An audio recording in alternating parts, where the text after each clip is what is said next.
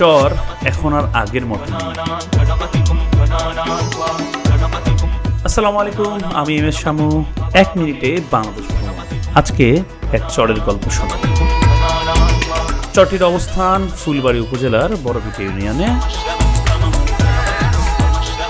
এখানে গড়ে উঠেছে জনপদ হচ্ছে চাষবাস।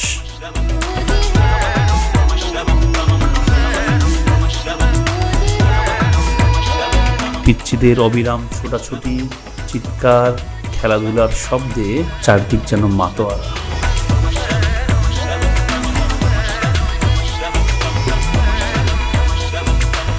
বারবার পলি পড়ে জমি হয়েছে উর্বর এবং সেখানেই হচ্ছে চাষবাস। যাদের চর ভালো লাগে, সবুজ ভালো লাগে, প্রকৃতিতে নিভৃতে ভ্রমণ করতে চান, একবার হলেও ঘুরে আসতে পারেন, আপনার মন ভালো হয়ে যাবে। আজকে এই পর্যন্তই, দেখা হবে অন্য কোনো দিনে অন্য কোনোখানে।